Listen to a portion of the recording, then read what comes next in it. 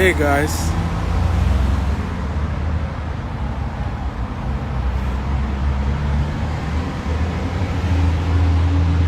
how are you guys doing today? Okay, so tell me your name and where you're joining me from, guys. So apologies, my previous video, the network was quite bad. I hope this one is a lot better. I hope so.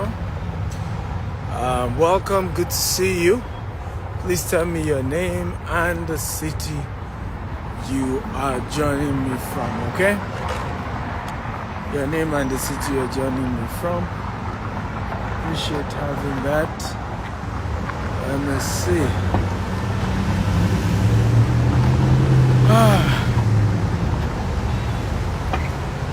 Let me see who is here. Hey, the one and only Bengade Inka the first. Thank you, sir. Good to have you here. Bosum, doing pretty good. Chibere from Lagos. Who else is here?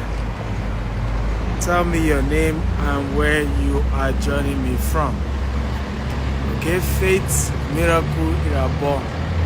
Faith, how are you? Welcome. So, today I'm talking about invest today and enjoy luxury tomorrow.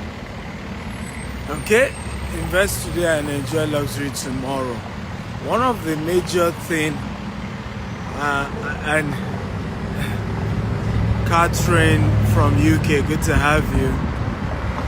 Oida Mola Ibadan, Bellamy from Port Harcourt, all of you welcome. And Benga Dinka was in season 1 of a show that I do called Investment Charts in a Rolls Royce. And one of the reasons why I did that show, I realized that the people who want luxury the most are usually those who haven't worked enough for it. Okay? So you see, people haven't worked enough for luxury, but they want to experience it, right? So I decided to say, you know what? And when you talk about investment conversation, they don't even want to attend those conversations about how to build wealth, subject around money and all that.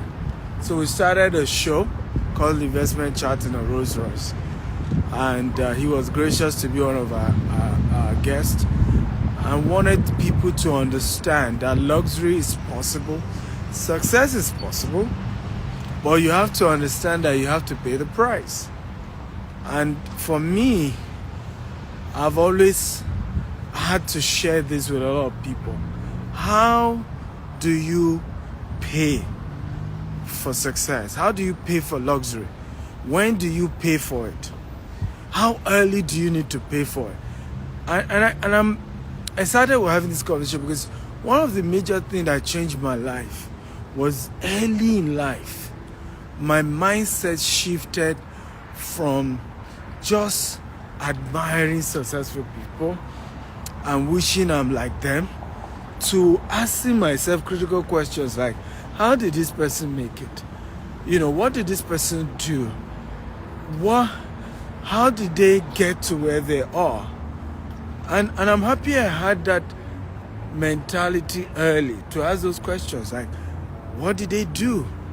How did they qualify to enjoy certain things early? And because I had that mindset early of asking this critical question, how did they make it? Okay, so this man is entitled to this. What did he do? He has a private jet, he has a yacht, he has Rolls Royce, he has all of this. What exactly did he do? The owner of the Spirit of Baltimore, this majestic cruise boat. Somebody owns them. There's a beautiful yacht there I'm going to show you very soon. Somebody owned these things, right? What did they do to be in a position to be able to own it? And what I've learned over time is that many of them had certain funds, and of course some inherited it, some had to work hard and save enough money so that they could afford those things, right? But either way, there has always been that point that there was something called delay gratification that people who enjoy luxury legitimately have had to do. I remember a story of a gentleman. My friend, he partnered with my friend. He's a very skillful guy when it comes to fashion. Extremely skillful. Can you guys hear me, by the way? If you can hear me type, I can hear you. I love a very interactive class. I love a very engaging class. And so I need you guys to engage and talk, and let's have a great conversation today, okay? So if you can hear me, just type, I can hear you. And feel free to share this video with your friends and invite a lot of people to join us as well in this conversation. And feel free to comment and contribute to the subject matter, okay? So this gentleman partnered with my friend in Dubai and set up his fashion, showroom. Okay, thank you all. I can see you can hear me. So he set up his, fashion business. My friend put in the money, but he had the skill. And they partner 50-50 ownership. Only for my friend who brought the money for setting up this fashion company in Dubai could not afford private jets.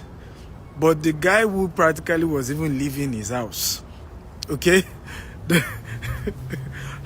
and did not even drop money to set up this company, suddenly he started seeing the guy in a private jet. Private jet. And at that point, he started wondering, what's going on here?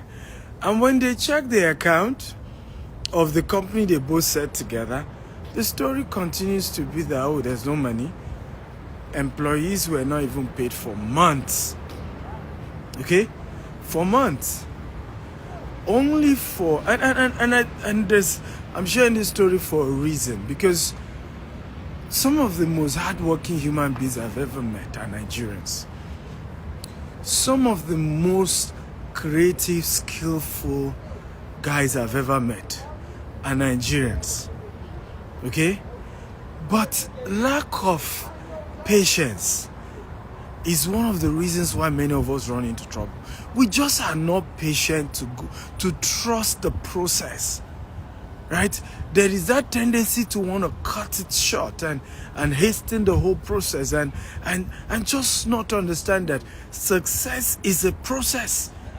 Ownership, living a luxurious life is also a process, right? There are things you have to do at a certain phase of your life that will gradually put you in a position, right, to then be able to afford certain things in a certain phase of your life. Okay? It was living champagne life or Coca-Cola salary. That's a funny one. That's a funny one. And actually, that's what he was doing. Because the person who even dropped the money for you to set up the company, doesn't own a private jet. And you went to lease a private jet. And what he noticed, one day, this is a true story, by the way. He got to the office. Of course, staff were already wanting to, go on strike, wanting to stop coming to work because they've not been paid. These guys, because my partner was just an investor. So he keep asking, why are you not paying your salary? I said that we are not selling. But how do you mean you're not selling? The other partner we co-own this business is in a private jet. What's going on? And a particular day, he got to the office. Before you know it, a British guy came with a baseball bat, right? True story. Was ready to start fighting. And he had to intervene that they're all looking for his partner, that they set up this company together. What happened? Say, well, my friend's partner you know, had employed his girlfriend as a secretary. She's a British as well. And, you know, this guy had used the so-called secretary's credit card, you know, over withdrawn, in fact, practically owing secretary £100,000 or something. And then different people started coming. It was a messy one. Extremely creative young man. You were lucky to get a partner. He brought money down. Let's do business. And rather than patiently grow the company, right, what was more important was to go and get a private jet. Like I said to some of you who watched the earlier show, my dad said something to me growing up. Do not quickly make money so that you can make money for a longer time. Tete lowo ko ba le lowo pe. Tete lowo ko ma ba lowo pe. And it just simply means there are certain things you should not rush to have and to own, so that you can eventually have those things for a longer time. For many years, I drove a particular car. It was a Toyota RAV4. Is it RAV4 now? No, it wasn't RAV4, but it looks like RAV4, but it was a Toyota 4Runner, Toyota 4Runner. For many, many years. I remember even my brother, everybody would be saying, you know what, if this car were to come back to this world, this car will never make a mistake of coming near your house. And, you know, we get to laugh. But guess what? The period I was still driving this car, I was buying properties multi-million. Okay? Literally, if you have an idea of the lands I was buying, the sizes of it. And that's probably why I couldn't buy a new car. I was under pressure, you know, to pay for the lands that I was acquiring. So getting a new car was the least of my concern. I was building an empire.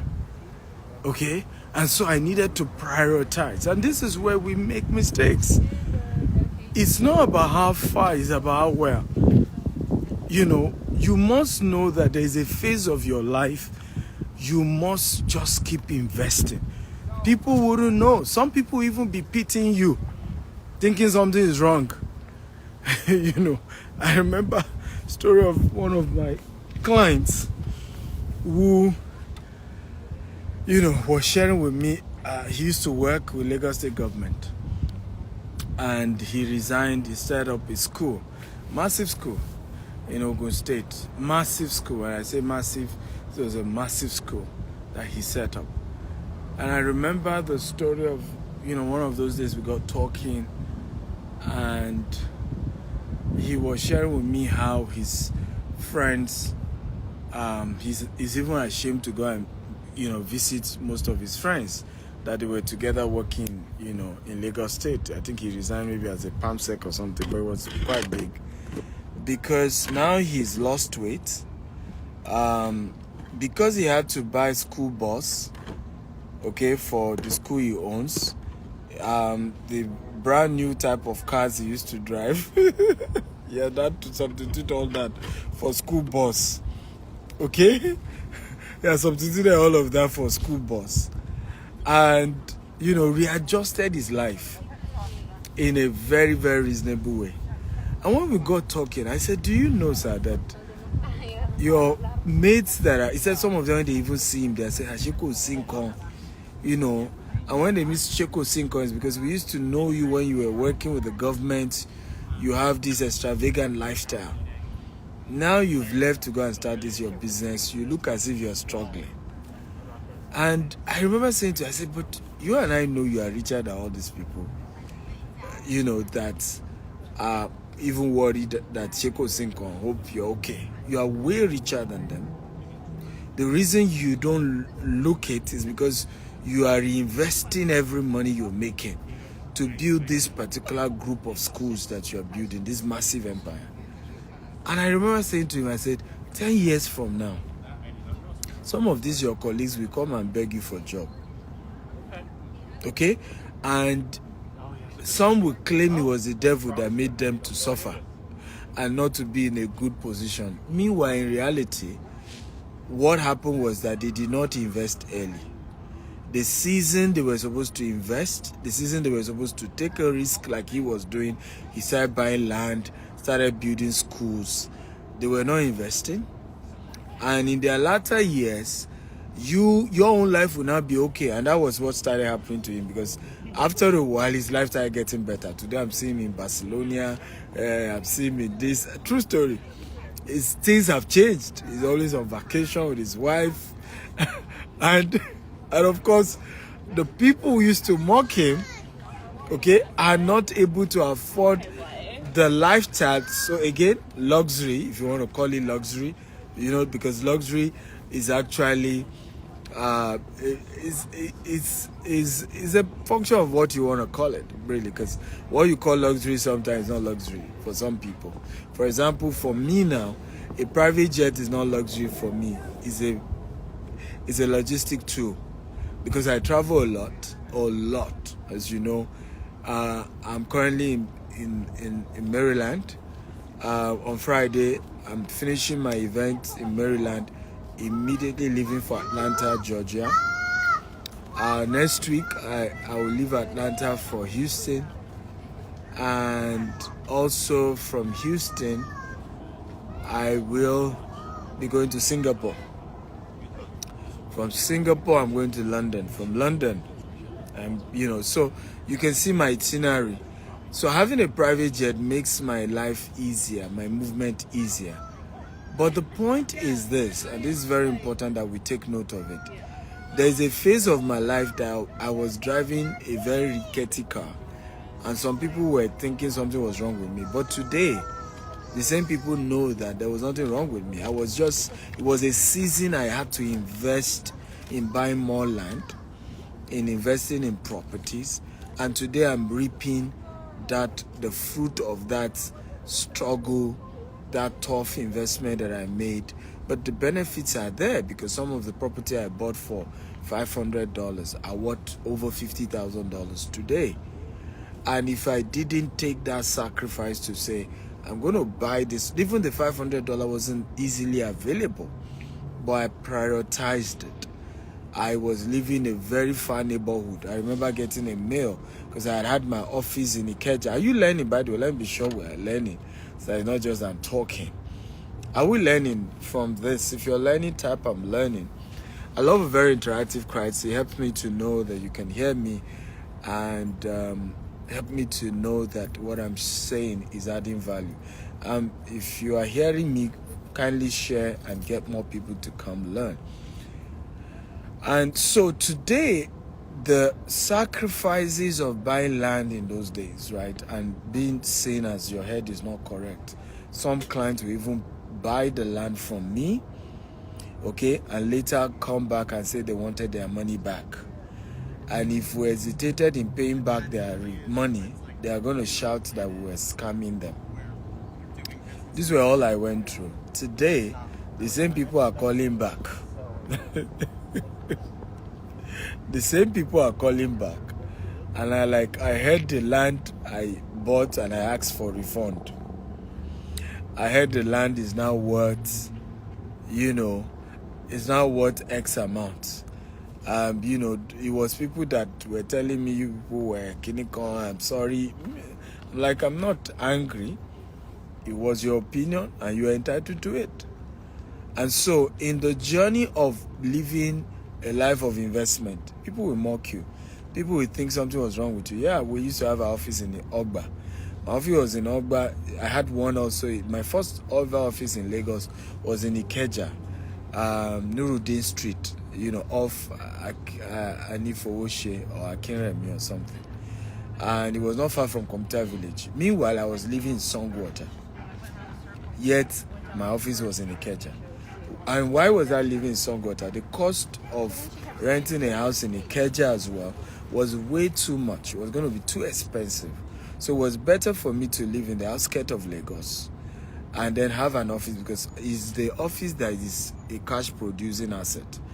The house I live in is not a cash producing asset, it's a liability. And a lot of people don't even understand that. We don't understand the difference between an asset and a liability. We don't understand the difference between, putting money into a source of cash generation, and that certain things that we put money into are not an asset. Your house that you live in is not an asset. Okay? And that's why a lot of wealthy people, including Elon Musk, did not rush to build their own house. Elon Musk does not have a house up to now. He rents the house that he lives in. But, and again, it's part of what we're talking about. Invest today and enjoy luxury tomorrow. And you ask, why is Elon Musk still living in a rented apartment? For him is that at his level, the kind of house he's likely to live in, is probably going to build it for 50 to 100 million. That $100 million, Tesla still needs it. SpaceX still needs it. Which other company he owns? Right? Twitter, he still needs that money to keep putting into the business. So it's better he's leasing, right? Instead of putting a whole $100 million to build a house that is befitting of him, right? He would rather pay $500,000 annual rent, okay? And reinvest the $100 million to generate far more cash flow. So if you don't understand the difference between asset and liability, you really won't understand how wealthy people live their lives. And sometimes people who are on their way to extreme wealth, you will think they are poor. People who are on their way to extreme prosperity, you would think something's wrong with them, but that's not true. They just understand the concept of delayed gratification. They just understand that at this phase, right, I would rather put this money, into something that we'll call it cash generating assets. I would rather put it into that. And later on, I will be in a position to be admired and to be envied. So do not envy anyone. Ask them how they invested years ago. Because ultimately, money is a reward for the risk you took in investment, right? And once you take that risk, years later, you are grateful and you're enjoying the benefit of it. You refuse to take the risk of investing early in your life in things around you, and you're scared, and and you're bothered, then you then see that at the end of the day, you are not as rich just because you didn't take the risk. I'll give you an example. I shared with somebody a real estate risk I'm taking. Okay, here in the US. By the time we're done with the whole estate, we will not put in less than $200 million in this particular new project. And my friend was scared for me. And as he should be. So I remember he said to me, why not do smaller projects? This land you're looking at building almost 500 units will be on this property. No, over 200 units, sorry. Over 200 units. Why not do the smaller 30 units and all of that? And he said, this will stress you. He said, this will stress you. And I replied, I said, I love the stress. I want to be stretched. He said, but this is going to give you pressure. I said, I love pressure. I'm the king of pressure. I will burst into laughter. Okay? But again, it's the way I'm living my life. And so every day you're taking risk. You're taking so much risk. And some people are sitting somewhere refusing to take risk. And they just say, see his life. Oh Lord, if I can just be like him. Some even think all this my traveling, I'm just enjoying it. But a lot of it is work. It's strategic. It's expansion. It's growth. Okay? Good to see you, my sister. Billionaire Lola, how are you today? So Billionaire Lola is asking, what do I think about investing in Badagry? Why not? We're launching our estate in Badagry very soon. And Badagry is fantastic. It's a good place to launch. It's a good place to invest. The problem isn't about location. The problem is anywhere in Lagos is good, so you don't even need to ask that question. The problem is investing right. So I get this kind of, do I call it stupid questions? Like, Dr. Steven, I want to buy property urgently. And I ask the question, what's your budget? And that's why if you ask me about property, the first question is, what's your budget? I want somewhere good in Lekki. And I asked the person, I said, what's your budget? He wanted to buy as a house. I said, what's your budget? He said 2.5 million. Now, what's annoying about that statement is that you cannot even rent, a 3-bedroom for 2.5 million in Lekki right now. Rent. Talk less of somebody in his widest imagination thinking that he wants to own a land with 2.5 million. I got another one recently. Oh, you have up to 10 acre, Lekki. I say, yeah, but what's the budget per plot? It says 600,000 naira. Like, are you okay? Right? Because such lands don't exist anymore. Again, people go ahead and buy, because they want to be scammed, right? So they go ahead and get people who convince them that, oh, I have something for you. But that was a land that has been sold to 2 people already. 2 people already. So you end up claiming you were scammed, but were you really scammed? I have this statement I always make, and it's like a joke, and I've always said it over and over again, that an average Nigerian, talks and behaves like he or she is a scammer. And so what then often happens is, who gets scammed first? Okay?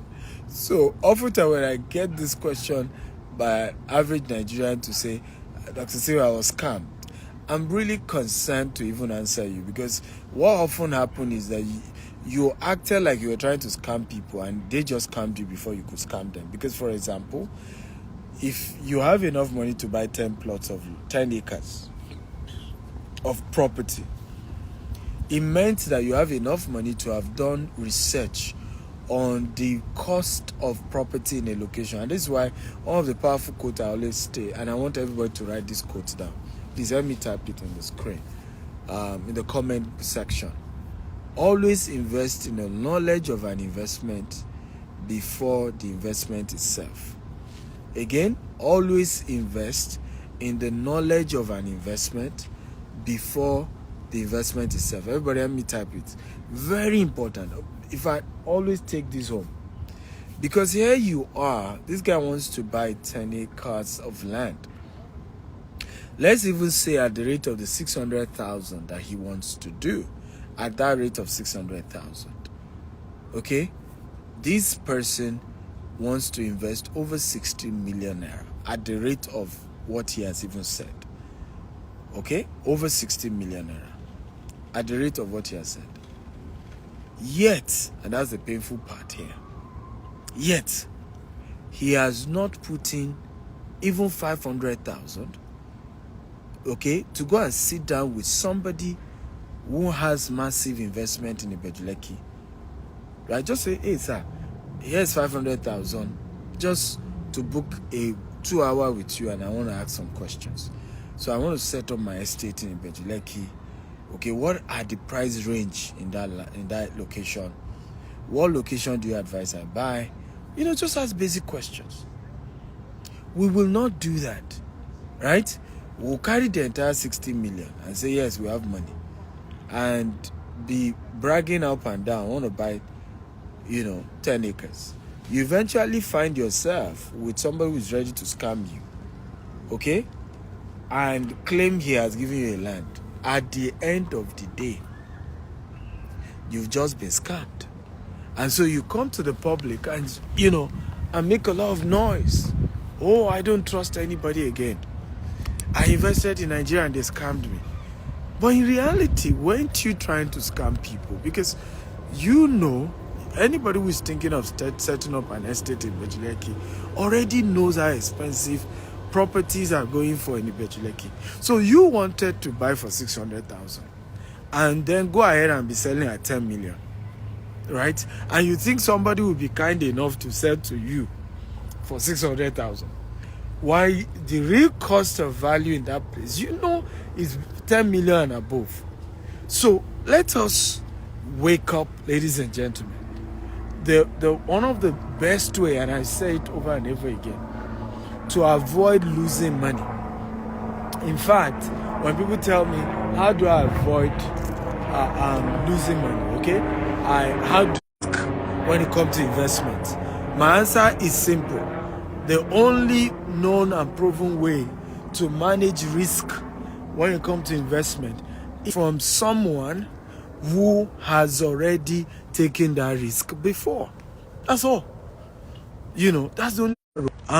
Naturally, what that then does is that you have limited the risk, because the person will give you an idea of what is likely to happen, of what you are likely to face, of the situation of things within that axis, okay, of the typical issues that occur, and that naturally reduce your risk. Okay? I hope you've learned something, guys. If you've learned something, type I've learned something, I've learned something. So for the rest of today's conversation, I'd like to make it a Q&A. So if you have a question for me, feel free to ask your question and I will answer you. Okay? Because I still have a long journey to go. So let me show you. Like I told you, I love to do my work. I'm still going to go down there. Hopefully there should be a bridge. I hope my journey I'm not going to regret it. I'm hoping that I can see a bridge to cross over to this side. But I'm not seeing any. I need to go to the other side and turn back. Okay? So, okay, I'm happy that you guys have learned something. So if you have more questions for me, feel free to ask me your questions. Okay? Feel free to ask your questions. Agbanoki, good to see you here. How you doing? Richie says weekend program still going on in Baltimore. Yes, it's on Friday by 11 a.m. So those of you in Baltimore, we're going to have a great time to Baltimore. 11 a.m. in the morning. I can't wait. We're going to be having a wonderful time together with me. 11 a.m. on Friday. So yes, we're going to have a great time. So let me take the first question today. Osayoge Effort says, which is more lucrative, house flipping versus land banking? Good question. So property flipping is it's a whole different ball game, different business model, and I don't think when it comes to real estate there's such a thing as which one is more lucrative. I just think that each one is different. Each one also is a function of where you are, at what level, and your kind of appetite and reward that you're looking for. So I give an example. Your profit margin on property flipping is more little, but you can replicate it faster. So for example, in a calendar year, you can do from 4 to 6 flips in that year, right? And let's say your profit margin is between 15 to 25%. Okay, that means that in one calendar year, you potentially will have made between 60% to 100% of your money back, right? So you can see that. Of course, potentially, don't forget that. But in the case of land banking, however, the flipping there has a lot of a struggle. First of all, it's very capital intensive. because you need to have the money to buy the property, you need to have money for the renovation. So it's quite capital intensive, and also takes a bit of your time, because now you have to follow up with contractor that is handling the project, and you are hoping he gets the approval from the city and that the city doesn't drag. That's why if you're doing that in a place like US, the process can be very cumbersome, right? So in particular approval phases and all that. So that's that for that. Now, in the case of land banking, it's less demanding, because if you buy the land from the right source, particularly the type we do at GTEX Homes, we are like not just the person you're buying property from. We're also your property manager. We fence the property around. We have security people on site. We do everything to make sure the whole place is well protected, right? And based on that kind of structure that we run, it's important to know that, you are quite safe, right? And you don't have much work you're having to do. However, it takes a longer time for the return on investment to occur. You can't do land banking and think that in 1 year you're getting returns. You're looking at between 5 to 10 years. So again, it's a function of, what's your appetite? How long do you want your money back? How patient can you be? So it's difficult to begin to say, which one gives you more versus which one, because again, it depends on who you are, it depends on the capital you have, it depends on, your own investment appetite as well. I hope I've answered you. The second question is from Mr. Born_G. If you're making less than $1 million a year, can you invest in real estate, or what can someone invest in? Beautiful question again. Remember, we're doing Q&A for those of you just joining us. So if you have a question, you can feel free to type it and I'm going to give you an answer. Very good question. So my advice to someone earning less than $1 million, so that's between $500 to maybe $800 a month. A year, in fact, I think he said a year. That's very low. But my advice is always that you, number one, look for a way to make more money. And the way to make more money, and hear this very well, and I want to be sure I'm giving you good advice. Way to make more money is not necessary to quit your job. Okay? The way to make more money is to learn a high-paying skill. Okay? Can everybody type high-paying skill? So there are certain high-paying skills that your ability to get them reposition you financially. So I give you number one that I love and I do more is selling. Okay? People who have capacity to sell will always make more money. It's a law. It's a universal law and does not change.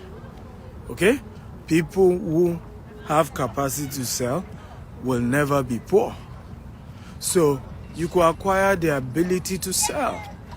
Build that selling skill as a person. You could get, somebody will say, but I think certifications are better. That's true, but those ones changes. E.g., those who rush, there was this during COVID, right? If you could get certain certification, you get what we call the IT jobs. But the IT jobs are gone now, right?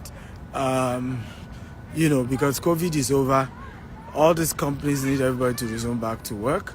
They've tried the working from home thing, and they've all realized that the productivity is not at par. The productivity level is very low. The working from home concept, right?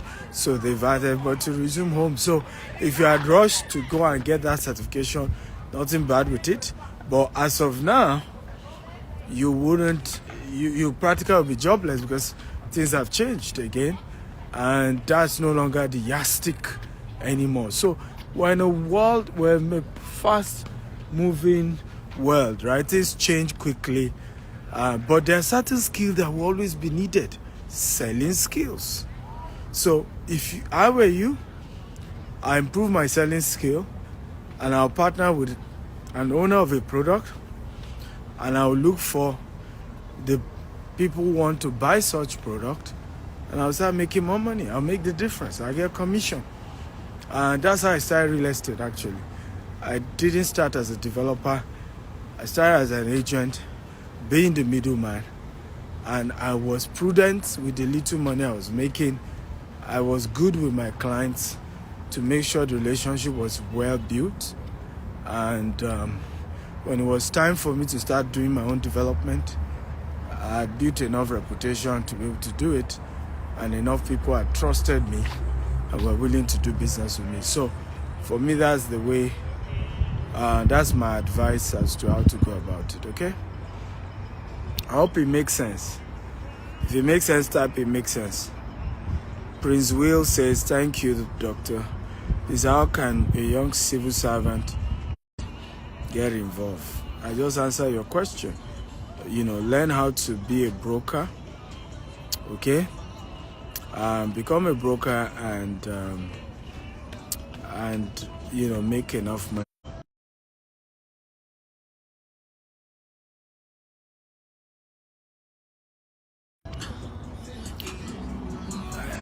So you have to spend money on advert. I realize that one of the reasons why a lot of realtors don't make money, it's not because there's no money, it's because they are not willing to put in enough money in marketing. And if you don't put in enough money in marketing, the truth remains that there's a limit to how much money you can make as well. So you have to be willing to pump money into marketing. Paid advertisement is a critical one.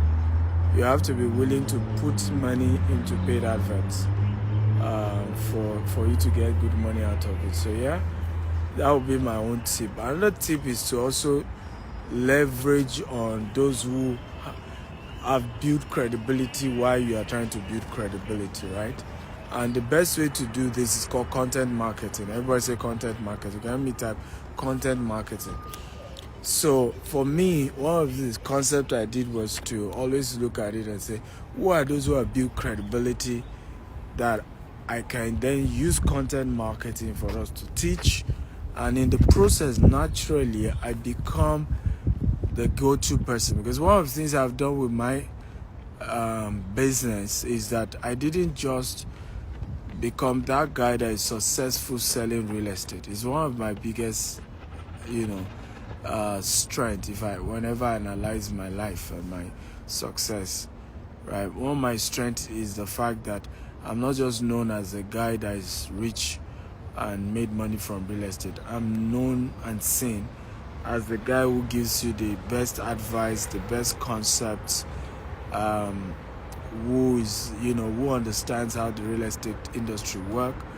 I'm known as the thought leader who can guide you, on how best to invest, when to invest, how to get good returns.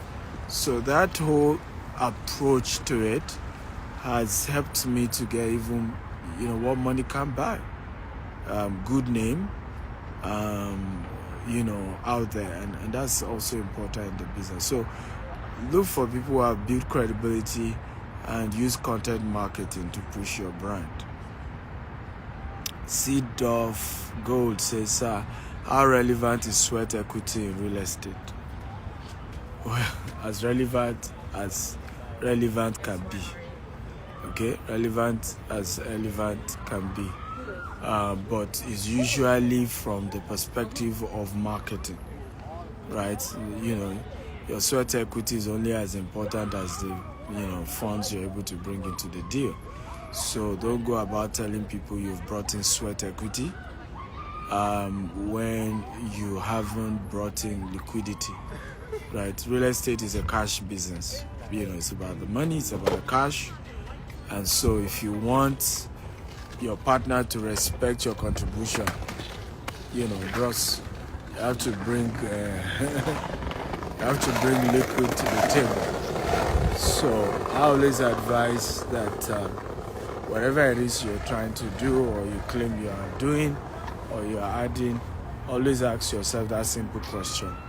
What cash capital or cash have I been able to inject into the deal? Okay. Nancy Valentine says, what happened in the house? Okay. Well, by now you should know what happened.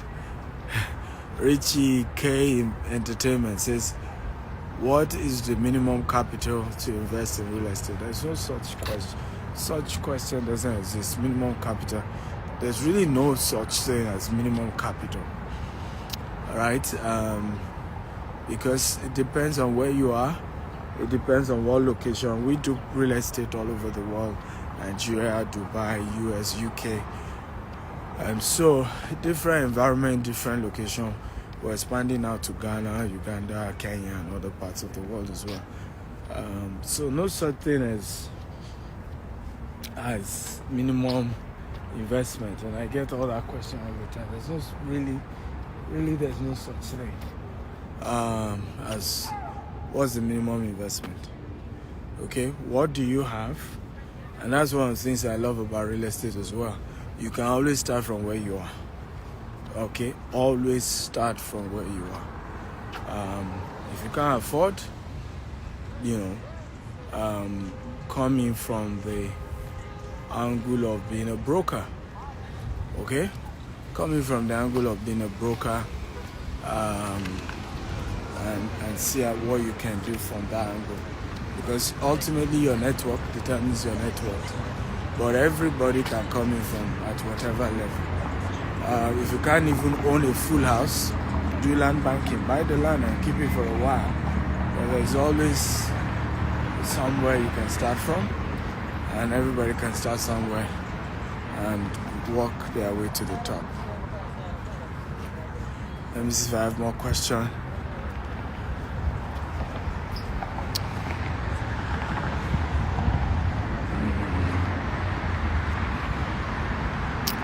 Osage says, I saw a flyer of GTEX Homes launching in Benin soon. As a realtor in Benin, I would like to work with the team.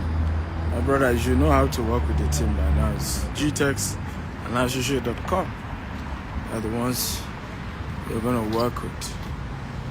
Okay? So just talk to GTEX and Associates and you can get onboarded. We're coming to Benin and all the southeastern states as well. Yeah. Okay. Thank you all for watching today's show. I hope you learned a thing or two. I love you all and God bless you all. Have a wonderful day ahead. Bye-bye.